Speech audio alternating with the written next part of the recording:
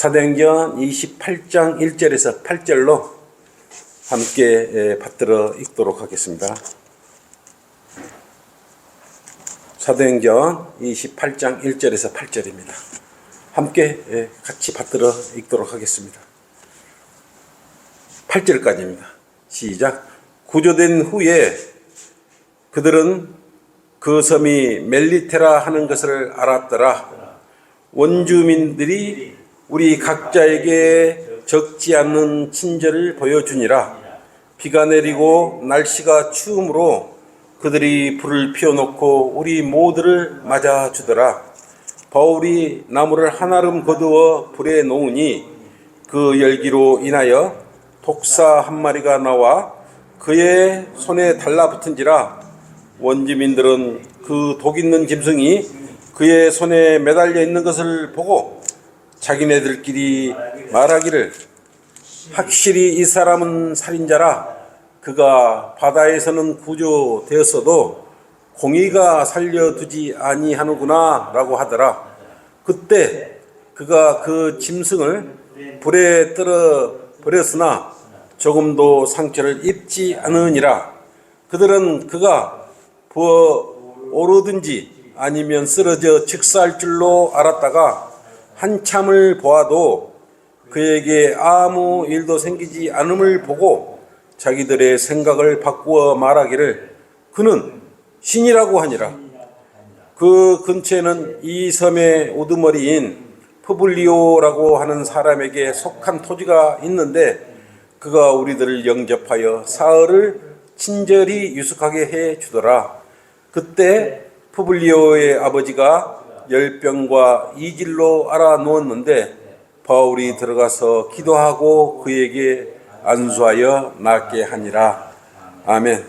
수 설교를 함께 하도록 하겠습니다. 오늘 말씀의 제목은 항해하는 길에 마주하는 일들.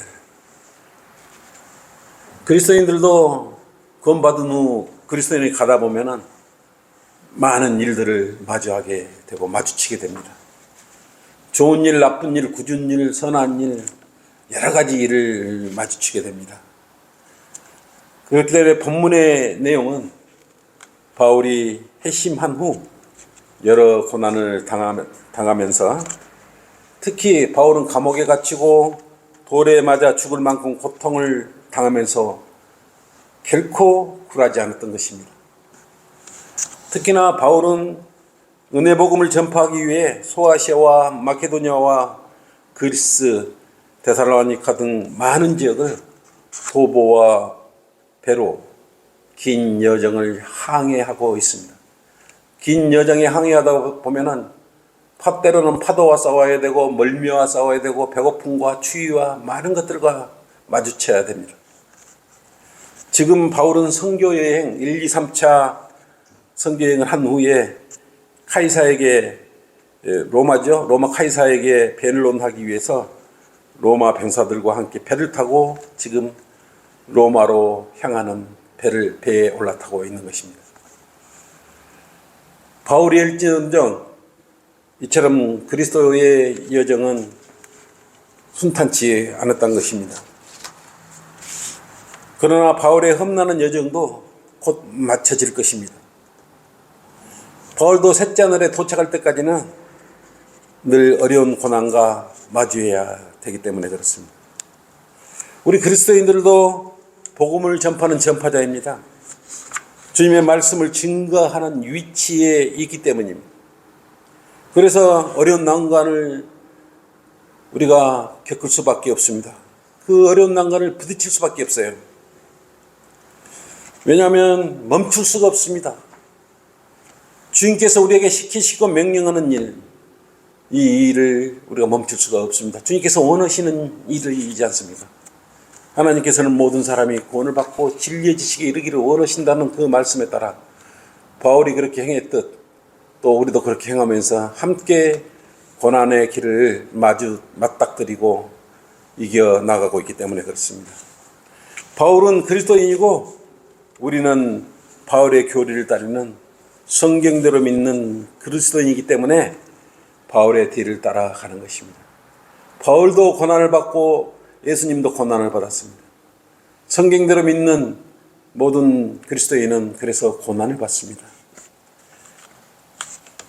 그런데 세상 일로 고난을 받은 것이 아니었고 바울 역시 주님의 일을 하는 과정에 이러저러한 고난과 역경을 맞게 된 것입니다. 그런데 역경을 잘 이겨내다 보면 어느새 훌륭한 그릇으로 기국으로 쓰임받게 됨을 알 수 있습니다. 그리고 곧 우리를 부르시면 공중에서 주님을 만나 힘든 그리스도의 향해 닻을 내리고 주님과 함께 영원한 안식을 우리가 함께 누릴 것입니다. 그때 바울도 그것에 닻을 내리고 우리 그리스도인도 셋째 하늘의 바울과 함께 이성호 목사님과 함께 다 그것에 닻을 내리고 영원한 안식을 취할 것입니다. 그리스도인이라면 고난과 역경을 그래서 잘 참고 견뎌내야 되는 것입니다. 그리고 마침내 그리스도인의 항해의 끝은 어떤 소설에 나온 해피엔딩보다 더 해피한 영원한 해피의 항에 도착할 것인데 그것이 바로 셋째 하늘의 항해입니다. 그때까지 주의 일을 멈추면 안 되는 것입니다. 세상 사람들이 뭐라고 하든지 간에 우리의 푯대를 셋째 하늘 북쪽 방향을 가리키는 정북 방향을 향해서 끊임없이 그 길로 그리스도인은 가야 합니다. 그래서 그리스도인이 가는 길은 주님께서 늘 인도해 주시는 것입니다. 영광을 주께 122장 그렇지 않습니까? 영광을 주께 122장 한번 보십시오. 내 주가 인도하시네 그렇습니다. 내 주가 인도하시니 즐겁고 평안하구나. 주야로 자고 깨는 것 내 주가 인도하시네. 나를 항상 돌보시고 날 친히 인도하시네. 나를 항상 돌보시고 날 친히 인도하시네. 밤낮으로 이렇게 풍파 중에서도 인도하시고 괴로우나 즐거울 때 천성에 있을 때도 내 주가 인도하신다고 영광을 주께 122장의 말 성경에 이렇게 가사처럼 우리는 그리스도와 함께 할 때 늘 함께 주님께서 인도해 주고 있습니다. 그리스도인에 가는 여정은 혼자가 아니에요. 함께 주님께서 늘 동행하고 있습니다. 혼자 운전하고 가도 혼자가 아니에요. 주님께서 동행해 주시는 것입니다. 그래서 혼자라고 외롭고 쓸쓸하다고 여기지 마시고 고난이 닥치면 내 안에 계신 주님께 의뢰해야 되지 않겠습니까? 그래서 그리스도의 가는 길은 어떤 어려운 일이 있어도 피하지 말고 나의 가는 발걸음들 모두 주님께 맡겨야 합니다. 주님께 맡겼을 때 선하게 그 길로 인도해 주시는 것입니다. 잠언 16장 9절 말씀처럼 사람의 마음이 자기의 길을 계획하나 주께서는 그 걸음을 인도하시니라 그랬습니다. 그 걸음들을 우리 그리스도인의 걸음 하나하나 걸음들이라 그랬어요. 그래서 주님께서 우리 걸음들을 그리스도인의 걸음들을 선하게 다 인도해 주시는 것입니다. 그래서 우리 기도를 많이 해야 되겠습니다. 바울은 지금 배가 잠시 지금 파선이 되어서 외딴섬 멜리테 섬에 지금 도착한 상황이에요.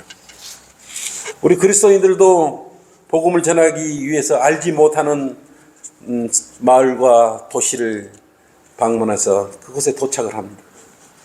그곳에서 욕을 당할지 모욕을 당할지 경찰의 출동이 있을지도 모르지만 기대 반 설렘 반으로 도착하면서 복음 전할 마땅한 장소를 찾기 위해 두리번거리는 것입니다. 지금 바울은 로마를 향하다가 두 물살이 만나는 그 지점에서 배가 자초가 됐던 것이에요. 사도행전 27장 41절로 그렇죠? 그리고 알지 못하는 섬을 향해 널조각이나 배에서 나온 물건을 의지해서 모두 안전하게 지금 섬에 도착한 것입니다. 그때 만약에 주님께서 동행해 주시지 않았다면 자초되었을 때 물살에 휩쓸려 떠내려갔을 것입니다. 우리 그리스도인이 항상 기억해야 하는 것은 최고로 힘들 때 견딜 수 없을 만큼 절박할 때 주님께서 손을 내밀어 주신다는 사실을 늘 기억해야 합니다. 너무 아프고 너무 힘들 때 옆에 반드시 주님이 계신다는 걸 여러분 기억하시기 바랍니다. 그리고 난파되었던 배에 타고 있던 사람들이 헤엄쳐 나와서 닿은 섬, 바로 이 섬이 오늘날 지중해 바다에 있는 멜리테, 즉 몰타라는 섬입니다. 이탈리 시실리 해안에서 약 50마일 떨어져 있는 섬으로 지금 바울이 파손되었을 경우 그 10월 하순경이었고 춥고 비가 내리고 있었어요. 그렇듯이 그리스도인들이 조금만 힘이 들고 주님 오심이 늦어지면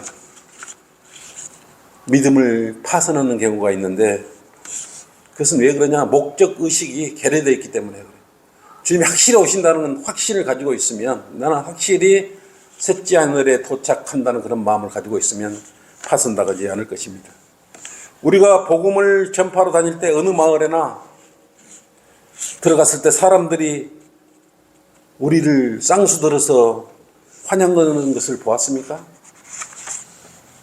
요즘 더 힘든 것은 이단들이 태풍처럼 사람들의 마음을 핥히고 가버렸기 때문에 특히 신천지나 여호와중이나 하나님의 교회 등 많은 그러한 교회 다닌다는 사람들이 나와서 사람들의 마음을 핥혀버렸기 때문에 반갑게 맞이해 주지도 않는 것입니다. 바울이 그렇게 선교여행을 다닐 때도 끝까지 고난을 당했지 않습니까?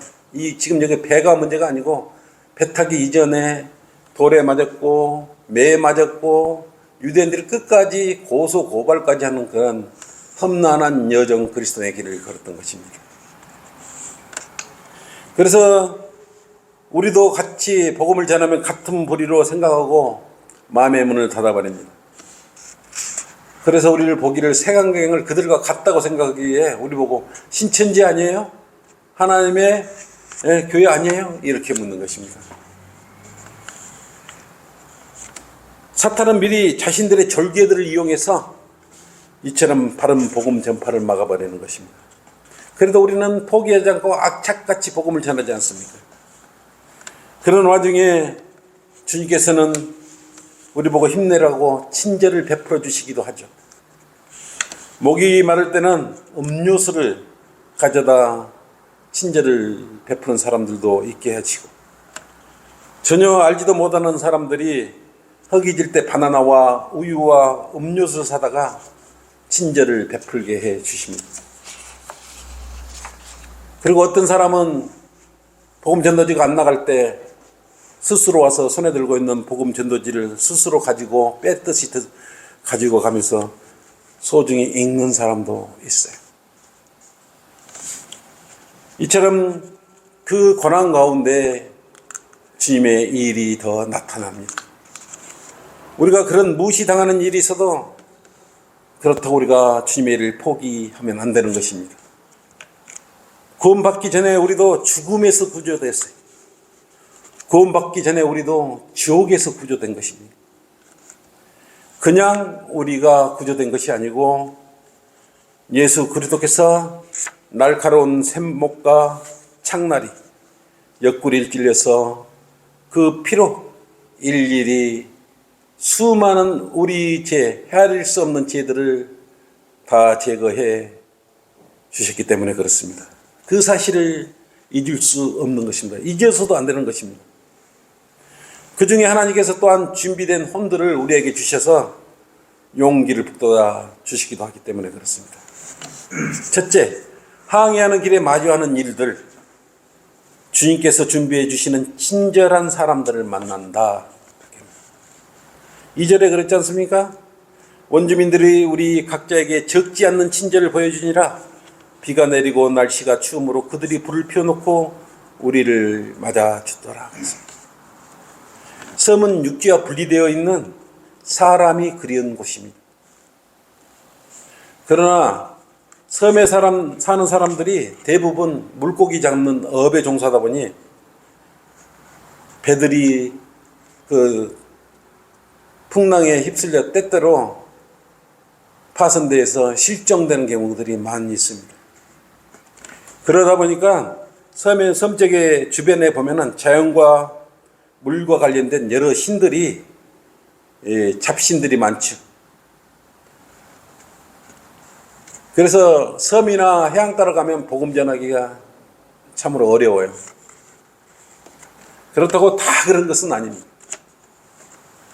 또 그런 섬이나 바닷가 가면 어느 곳도 순수해서 반갑게 맞이해 주는 것도 있습니다. 그들에게 길을 한번 물어보거나 복음 전하려고 사람이 어디에 많냐 그러면 잘 가르쳐 주기도 합니다. 지금 바울과 일행이 탄 배도 파손이 되어 도착한 섬도, 멜리트 섬도 다행히 친절한 사람들이 거주하는 곳이었어요. 다른 많은 원주민들보다 훨씬 더 친절한 사람이 있었던 것입니다. 왜 그러냐면 파손됐을 때, 그 추울 때 파손돼서 6km 그 물을 채취해 왔을 때 불을 피워놓고 기다렸단 말입니다.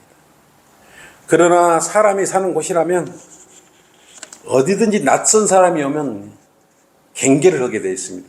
나한테 이익이 될 것인가? 해를 끼치러 온 사람인가? 유익이 되는 사람이 오는 건가? 여러 가지로 경계를 하고 있죠. 낯선 사람이 오면. 근데 우리가 복음을 전하는 낯선 곳에 가서 냉정한 모습으로 그게 서 있는다면 그들이 우리에게 경계심을 풀지 않고 마음을 닫아버리겠죠.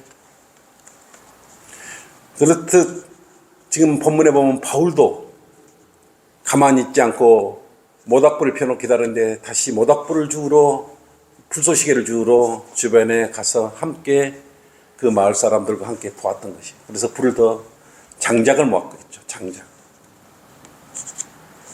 모닥불이 꺼지기 전에 불감을 더 올려놓아서 계속 불이 타서 추위를 이겨내려고 바울은 그 멜리테 사람들과 함께 모닥불 땔감을 이렇게 주변에서 주워 갖고 왔던 것입니다.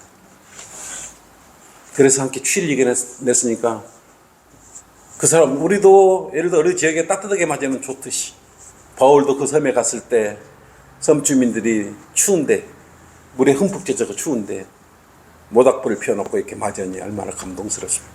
그게 그치지 않고 또 그 마을 사람과 함께 주변에 있는 장작더미나 땔감을 이렇게 주워다가 그 옆에 갖다 놓고 또 떼기도 하고 이렇게 한 마음이 되지 않겠습니까? 사람은 어려운 과정에 이렇게 인도 알려줬을 때 감사하게 생각하는 것입니다. 그런데 그때 거기에 함께 바울이 이렇게 땔감을 걷었을 때 땔감 안에 독사가 한 마리 들어있었어요. 그런데 그 땔감이 불이 올라오자 땔감 속에 있던 독사가 따뜻하니까 그 온기를 타고 살아나서 바울을 물어버린 것 아니겠습니까? 주의 일을 하는 곳에는 이처럼 독사는 마귀죠? 사탄이죠? 독사처럼 마귀가 붙어서 따라다니고 있다는 것을 알아야 합니다. 우리가 마을에 복음 전파로 오면 신고하기도 하고 쫓아내기도 하고 고함을 지르기도 하지 않습니까? 그런다고 그들과 싸워서는 안 되는 것이죠. 3절 보십시오. 불을 지피자 독사가 나와서 바울을 물었던 것이에요. 불은 지옥을 선징합니다. 독사가 물면 대체로 어떻게 몸이 퉁퉁 점점 부어오르고 독이 온몸에 퍼지면 심하면 죽게 되지 않습니까? 근데 원주민들이 생각하기에 이 독사는 아주 독한 맹독을 가진 독사였어요. 그 독사가 물면 반드시 죽었던 그런 것들을 많이 봤을 것입니다. 그렇기 때문에 바울의 손을 물었기 때문에 바울도 죽었으리라고 이 원주민들 멜리테 사람들은 그렇게 생각했을 것 아니겠습니까? 우리도 복음을 전하려고 마을에 들어가면 우리를 의심하죠. 그 신천지 아니야? 하나님의 나라 2단 아니야? 이렇게 먼저 의심을 합니다. 그리고 우리가 전하는 복음을 소음 정도로 여기고 꽹가리 소리로 여기는 사람들이 많아요. 그래서 소음이 크도 소음으로 여기고 경찰서에 신고를 해버립니다. 그리고 복음을 못 전하게 하려고 아주 곳곳에서 소란을 피우기도 합니다. 사람들은 경찰을 불렀으니까 곧 끝이라고 생각했지만 우리는 다른 장소로 이동해서 계속 주님의 은혜 복음을 전합니다. 우리는 그 지옥이 독사가 떨어진 그 불속처럼 구원받지 않는 사람은 그 독사처럼 그 불속으로 떨어질 것이기 때문에 그렇지 않습니까? 그 마을 사람들 속에 독사의 마음처럼 우리를 그런 마음으로 우리를 물려고 쳐다보고 있는 것입니다. 그래서 우리가 그 마을에 갔을 때는 기도로 오고 가는 것입니다. 우리가 거리 설교를 하거나 순회 설교 때는 그냥 가는 거 아닙니다. 강대상에 서는 것도 여러 번의 그 수많은 기도 끝에 서는 것입니다. 말씀 하나 주라 그래도 주님 오늘 뭘 설교를 할까요? 잘하든 못하든 그런 마음을 주셨을 때 그 말씀을 가지고 강대상에 서는 것입니다. 즉흥적으로 서는 것이 아닙니다. 그것은 사탄과의 대적이고 마귀의 대적이기 때문에 하나님의 말씀은 독사도 이겨내고 마귀도 이겨내는 그런 말씀들이기 때문에 기도가 이루어지지 않고 결코 서서는 되지 않습니다. 그래서 우리는 차분하게 대응해야 되는 것입니다. 둘째, 향해야 하는 길에 마주하는 일들, 때로는 의심을 받는다. 때로는 의심. 4절로 그렇지 않습니까? 원주민들은 그 독 있는 짐승이 그의 손에 매달려 있는 것을 보고 자기네들끼리 말하기를 확실히 이 사람은 살인자라. 그가 바다에서 구조되었어도 공의가 살려두지 않는 거다. 멜대 주민들은 독사가 바알의 손목을 무는 걸 보고 분명히 죽을 줄 알았던 것입니다. 그러니까 배한양거렸어요. 반드시 이 사람은 나쁜 짓을 많이 한다. 살인자라고 말을 했지 않습니까? 그래서 간신히 어떻게 운 좋게 살아는 났는데 결국은 독사가 물어서 이 공의로운 일을 해서 바울을 죽게 만들었다 이 이야기예요. 억울하지만 우리가 거리 설교나 순회 설교를 하면서 또는 개인 구령을 하면서 가장 많이 의심받는 것이 제일 먼저 무엇부터 우리가 서면 신천지예요. 이거부터 우리한테 물어봅니다. 왜 우리하고 신천지고 그렇게 매일 헷갈리는지 모르겠어요. 그래서 우리는 가슴에 성경 침례교회 누구누구라고 아예 이름표를 달고 거리 설교에 나가는 것입니다. 그리고 왜 우리를 의심하냐? 교회 다니고 있는데 자기 우리 교회에 오라 그래서 11조나 헌금이나 예분을 내라 그럴 줄 알고 착각을 하고 우리를 멀리하는 것입니다. 우리는 반듯하게 맹찰을 들고 우리 소속을 정확히 밟 겁니다. 성경대로 믿는 사람들, 성경 침례교회 누구누구. 그래서 많은 사람들이 우리 가슴에 달린 명찰을 보고 그때서야 의심을 풀면서 침례교회구나 라고 생각하면서 의심을 푸는데 또 그들이 착각하는 거 있죠. 침례교회라고 다 같은 침례교회가 아니에요. 우리는 그들하고 틀려요. 우리는 반캐드릭이에요. 그래서 우리가 복음 전할 때는 반드시 명찰을 피행하고 나가서 우리 소속 먼저 의심 사는 일을 상대방 의심을 먼저 해소시켜야 복음을 잘 받아들일 거 아니겠습니까? 바울도 나사렛 이단이라고 하나님을 믿는 유대인들로부터 정죄를 받았죠. 바울이 이단 소리를 들었던 것은 그들도 하나님을 믿는 사람들로부터 들었던 것입니다. 근데 이단 소리는 이단이란 이름은 하나님을 올바로 믿는 사람들한테 했던 말이었어요. 바울에게 했던 말이에요. 바울은 얼마나 신실하게 하나님을 섬기는 사람이었습니까? 그들은 바울을 고소하면서 음해하려고 터틀로라는 벤사와 함께 대제사장 아나니아가 장로들과 함께 총독인 펠릭스에게 고소하면서 나왔던 말이 이단이었어요. 다시 말하면 신실하게 주님의 일을 하는 사람에게 붙여진 이름이 이단이었던 것입니다. 음해하라고, 신실한 그리스도인을 음해하는 과정에 붙여진 이름이 이단이었던 것입니다. 사도행전 24장 5절 한번 펼쳐보십시오. 우리가 알고 보니 이 사람은 전염병자가 되어 세상에 있는 온 유대인 사이에 소유를 일으킨 자로서 나사렛 이단의 두목이며, 나사렛 이단이 누구? 예수 그리스도. 나사렛 이단의 두목이며 그랬단 말입니다. 예수 그리스도를 나사렛 두목, 예수 그리스도를 증거하는 나사렛의 두목 바울, 이게 그리스도인들 모두가 다 이단이에요. 이단. 예수님을 잘 증거하면 다 한 주님과 지체를 세우던 나사렛 두목인 것입니다. 정 따지자면 이때 예수님을 전개한 자들이 바르게 복음을 전하는 그리스도인에게 누명을 씌우려고 만들어냈던 말이 바로 이단이었던 것입니다. 그래서 오늘까지 많은 사람들이 오해를 하고 있어요. 그들은 자신의 마음이 맞지 않으면 모두 이단이라고 쉽게 말해버립니다. 그 사람 이단이야. 어떻게 성경대로 믿는 사람이 이단이 될 수 있습니까? 성경대로 믿지 않는 사람이 이단이고, 다른 교리로 없는, 성경책에 없는 말을 하는 자들이 이단이지, 성경대로 믿는 사람이 이단이라는 것은 무식한 사람들이죠.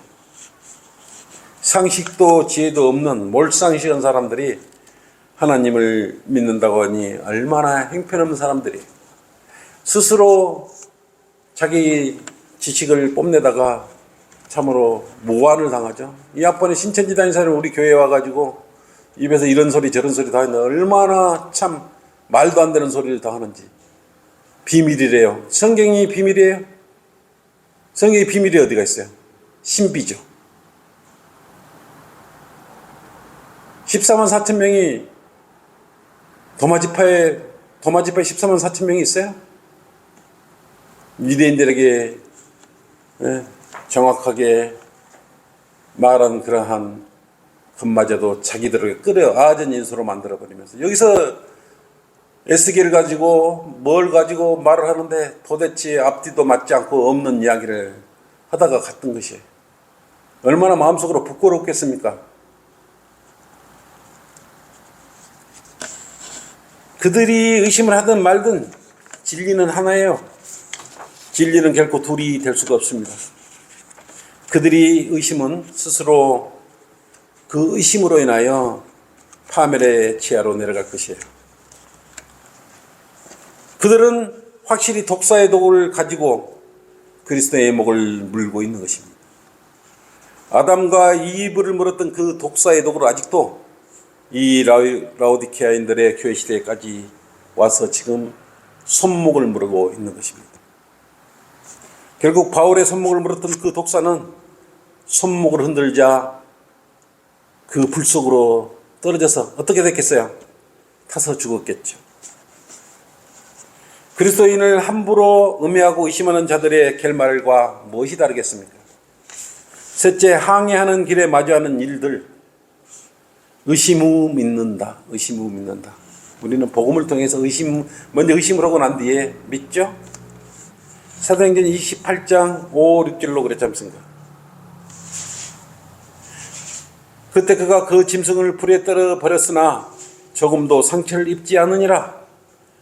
그들은 그가 부어오르든지 아니면 쓰러져 즉사할 줄로 알았다가 한참을 보아도 그에게 아무 일도 생기지 않음을 보고 자기들의 생각을 바꾸어 말하기를 그는 신이라고 하니라.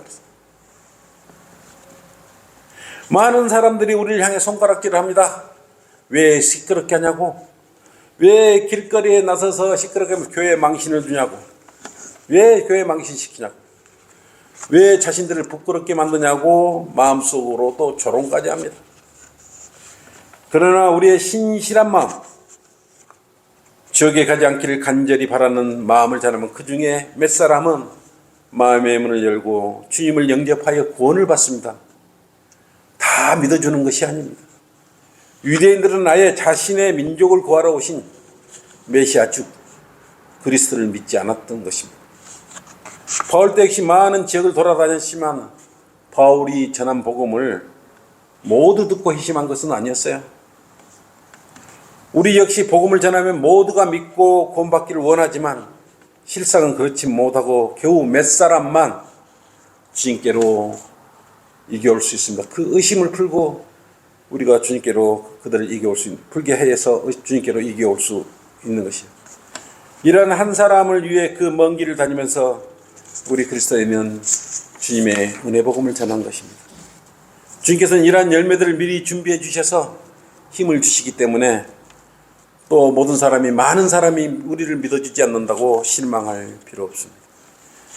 열심히 복음을 전하다 보면 분명히 마음의 문을 열고 의심을 버리고 예수님을 구주로 영접하는 일들이 분명히 일어나기 때문에 그렇습니다. 오늘도 제가 여기 오면서 6명, 12명을 구령했습니다. 하나님의 그 복음은 모든 사람이 구원을 받기를 원하시기 때문에 우리는 그 일에 최선을 다해야 하는 것입니다. 마찬가지로 본문 6절에 뱀에 물려도 바울이 죽지 않는 것을 보고 마음을 바꾸어 바울을 어떻게 여겼습니까? 신처럼 여겼답니다. 사람 마음이 이렇게 끈질기게 가면은 마음이 바뀌어요. 사도행전 28장 6절로 그랬지 않습니까? 그들은 그 앞으로 부어오르든지 아니면 쓰러져 즉사할 줄로 알았다가 한참을 보아도 그에게 아무 일도 생기지 않음을 보고 자기들의 생각을 바꾸어 말하기를 그는 신이라고 하더라. 공의가 살려주지 않는구나 그러더만 이제 죽지 않고 살아있으니까 뭐라 그랬어요? 예? 신이라고까지 이렇게 극존칭을 하게 되는 것입니다. 그리스도인도 주님의 일을 꾸준하게 해야 합니다.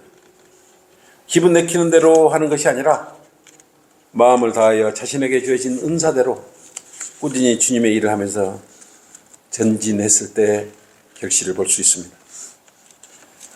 사람들의 마음은 완악할 뿐만 아니라 자기 자신의 유익을 위해 한순간 판단을 하기 때문에 언제 마음이 돌변할지 모릅니다. 우리의 역할은 그들의 악한 마음을 그리스도께 돌리는, 그들과 맞닥뜨렸을 때 굴복하지 않고 진리를 끝까지 증거했을 때 그들은 안전하게 우리와 함께 셋째 하늘로 올라갈 수 있는 것 아니겠습니까? 결론입니다. 항해하는 길에 마주하는 일들은 늘 마귀가 개입되어 있다고 생각합니다. 그래서 그리스도의 복음을 전하러 떠나는 그런 항해의 길은 순탄하지 않아요. 순탄하다 그것도 문제가 있죠. 많은 기도와 간구로 비로소 우리가 순탄하게 다녀올 수 있는 거죠. 세상 속에 마귀가, 세상의 주인인 마귀가 조정하고 있는 세상에 무사하게 안전하게 다녀온다는 게 큰 복이죠. 마귀의 눈을 피해서 우리가 복음을 전할 수가 있습니까? 마귀가 이 세상의 신인데 별 수 없어요. 이미 다 알고 있어요. 그래서 주님께 우리는 무릎 꿇고 기도하죠. 많은 혼들 구령할 수 있도록 지켜주시고 보호해 주시라. 세상 제도와 이런 것들을 모두가 다 마귀가 점령하고 있기 때문에 그렇습니다. 우리는 세상 안에 살면서 마귀에게 제명당하여 살고 있는 그들의 마음의 문을 열어 첫째서 의심을 거두게 하고 주님께로 이겨와야 하는 것입니다. 여러분은 바울이 나중에 푸블리에오의 병도 고쳐주고 바울의 거기까지 뭐가 있었습니까? 병 고치는 은사가 거기까지 마지막 병 고치는 은사였어요. 그것이 사도행전 28장 8절이죠. 그때 푸블리오 아버지가 열병과 이질로 알아 누웠는데 바울이 들어서 기도하고 그에게 안수하여 낫게 하니라 그랬습니다. 여러분 이 구절을 유심 있게 살펴봐야 돼요. 이 멜리데에서 행한 바울의 치유 사역은 이것으로 막을 내리고 더 이상 치유의 사역은 나타나지 않습니다. 바울의 이적과 기적은 여기서 멈추는 것이에요. 근데 오늘날 바울도 그렇게 이적과 기적을 행했다 그러면서 오늘도 그것을 신유나 치유로 일삼고 있으면서 사기치고 있는 것이죠. 치유, 방언, 신유 이런 것은 다 거짓이에요. 바울은 자신의 사역의 마지막 무렵에도 기적들을 행하지 않았죠. 그래서 오늘날 이 이적들은 행하지 않습니다. 우리의 항해의 길은 믿음으로 가는 것이지 행위로 가는 것이 아닙니다. 우리는 오직 주님의 의로운 십자가의 피로써 많은 사람을 주님께로 이겨오도록 기도하고 참여하면서 그리스도인의 배처럼 항해하는 은혜의 바다를 건너 셋째 하늘에 무사히 도착했어.